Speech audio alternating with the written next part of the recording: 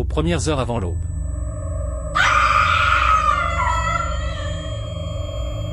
Après des années de difficultés, il y avait enfin quelque chose à célébrer dans la petite maison modeste de Tebogo et Fatimata. Fatimata avait travaillé sans relâche pour maintenir leur famille à flot après que Tebogo ait perdu son emploi. Elle enchaînait les longues heures et les nuits blanches, et chaque jour, Tebogo voyait sa résilience et ressentait une profonde gratitude, mêlée de culpabilité. Ils faisaient ce qu'ils pouvaient, s'occupant de leur fils Rukundo, cultivant le jardin, ramenant des légumes et des œufs pour que Fatimata n'ait pas à se soucier de la nourriture. Fatimata lui rappelait toujours que le toit au-dessus de leur tête existait grâce à lui. Qu'il l'avait construit de ses propres mains, et que sa valeur ne se mesurait pas à un simple salaire.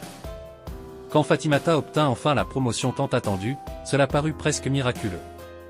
Rukundo dansait dans la maison, tout excité à l'idée d'une fête où régnerait la bonne nourriture et les éclats de rire, après tant de dîners silencieux.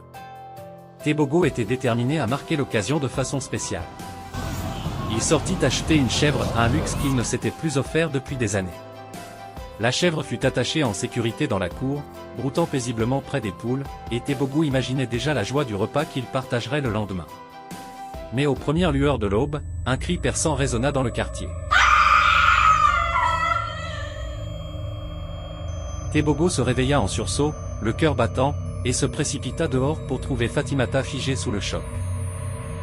Du liquide rouge éclaboussait la cour, et le corps sans vie de la chèvre gisait au sol, la gorge déchiquetée, la chair mutilée. Il suivit la traînée de sang à travers la terre, l'esprit en ébullition, reconstituant peu à peu l'horrible réalité.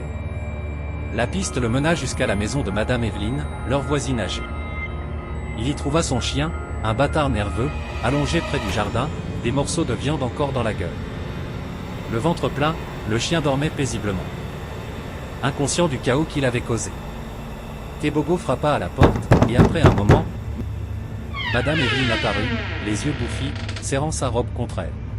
« Votre chien a enliminé notre chèvre. » dit-il d'une voix tendue, mêlant douleur et frustration. « On allait fêter quelque chose aujourd'hui, et maintenant, tout est gâché. » Le visage de Madame Evelyne se décomposa. « Je suis tellement désolée, Tebogo. » dit-elle doucement. « Mais je n'ai pas d'argent à vous donner. Je peine déjà à joindre les deux bouts. » À ce moment-là, Fatimata arriva, le visage encore pâle et tendu. « Ce chien n'aurait jamais dû être en liberté cette nuit-là. » dit-elle d'une voix tremblante de colère. « Si vous ne pouvez pas contrôler votre chien, c'est un danger pour tout le quartier. » Les yeux de Madame Evelyne se durcirent. « Vous êtes en colère parce que vous avez peur de perdre ce que vous venez enfin d'obtenir ? » cracha-t-elle, le venin dans la voix. « Peut-être que si votre mari avait un travail, vous ne seriez pas aussi désespéré pour un simple morceau de viande. » Ces mots frappèrent comme une gifle. Le visage de Fatimata vira au rouge, mélange de colère et de blessure. « Au moins, ma famille est unie. » répliqua-t-elle. « Où sont vos enfants, Madame Evelyne ? Vous avez éloigné tout le monde. » Tebogo intervint, prenant doucement mais fermement la main de Fatimata. « Fatimata, ça suffit. Partons. Ça n'en vaut pas la peine. » Madame Evelyne continua de marmonner pendant qu'ils s'éloignaient, ses insultes s'estompant derrière eux. De retour chez eux, Tebogo enterra les restes de la chèvre, le cœur lourd. À la place, il alla acheter du bœuf.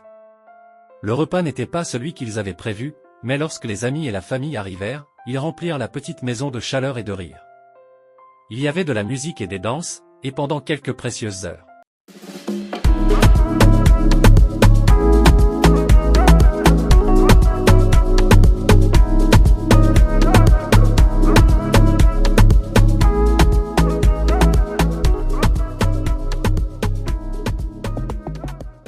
Fatimata se permit de ressentir de la fierté, entourée de gens qu'il aimait. Pourtant, quelque chose avait changé ce jour-là. Dès lors, un silence tendu s'installa entre leur maison et celle de Madame Evelyne. Rukundo le remarqua aussi, jetant souvent des regards vers la maison de la vieille dame, sentant le mur invisible qui s'y était dressé. Parfois, une simple faille peut devenir un gouffre quand des mots blessants restent sans pardon. Il est facile de laisser la colère s'installer, de transformer les malentendus en rancune. Mais la paix vaut plus que la fierté. s'il y a une chance de réparer une brèche, saisis-la. Une simple conversation, un geste de gentillesse ou une excuse sincère peuvent guérir des blessures avant qu'elles ne deviennent trop profondes.